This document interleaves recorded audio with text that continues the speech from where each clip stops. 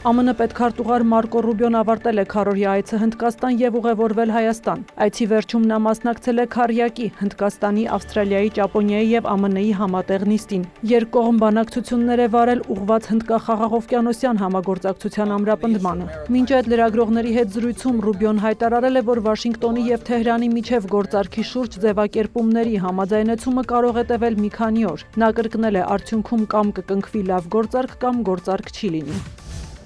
Ռուսաստանի արտաքին գործերի նախարար Սերգեյ Լավրովը ԱՄՆ պետքարտուղար Մարկո Ռուբիոյի հետ հեռախոսազրույցում նրան տեղեկացրել է, որ Մոսկվան նախատեսում է համակարգված հարվածներ հասցնել Կիևում ռազմական թիրախների և որոշումների կայացման կենտրոնների՝ ի պատասխան ուկրաինական հարձակումների։ Լավրովը Ռուբիոյի ուշադրությունն է հրավիրել Ռուսաստանի արտաքին գործերի նախարարության հայտարարության վրա, որում խորհուրդ է տրվել, որ Միացյալ Նահանգները Կիևում առաքելություններ ունեցող այլ պետությունների հետ միասին ապահովի իր դիվանագիտական անձնակազմի և այլ քաղաքացիների տարհանումն Ուկրաինայի մայրաքաղաքից։ Երկու դիվանագետները նաև գնահատականներ են փոխանակել երկկողմ հարաբերությունների Հորմուզի նեղուցում ճգնաժամի Կուբայի շուրջ ստեղծված իրավիճակի ռուս-ուկրաինական հակամարտության շուրջ։ Հեռախոսազրույցից հետո Ռուբիոն հայտարարել է, որ Վաշինգտոնը մտադիր է շարունակել ռուս-ուկրաինական հակամարտության կարգավորման ջանքերը։ Նա հավելել է, որ ինչպես ցանկացած հակամարտության դեպքում այստեղ ևս կա էսկալացման մեծ վտանգ։ Ռուբիոն նշել է, այս պատերազմը շարունակվում է ավելի երկար, քան Երկրորդ համաշխարհային պատերազմը և այն հարկավոր է ավարտել։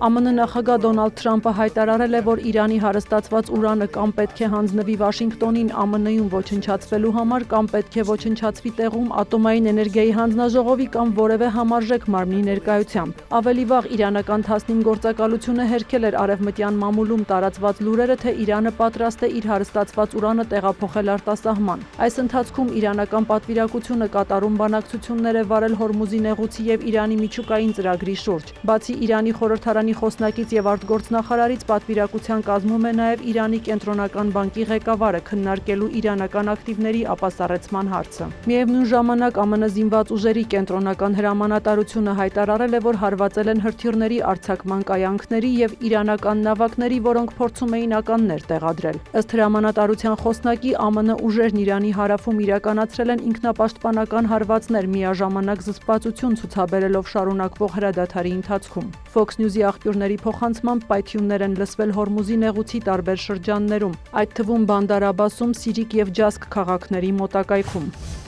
Ռուսաստանի նախագահ Վլադիմիր Պուտինն ուղերձ է հղել ԱՊՀ երկրների անվտանգության մարմինների և հատուկ ծառայությունների ղեկավարների խորհրդի 58-րդ նիստի մասնակիցներին։ Նա նշել է, որ աշխարհում իրադրությունը զգալիորեն բարդացել է, անկայունության նոր օջախներ են ի հայտ եկել, այդ թվում Մերձավոր Արևելքում ԱՊՀ երկրների սահմանների մերձակայքում։ Նա շեշտել է անվտանգության կառույցների հնարավորությունների օգտագործման կարևորությունը հնարավոր ներքին և արտաքին սպառնալիքներից հուսալի պաշտպանության համար։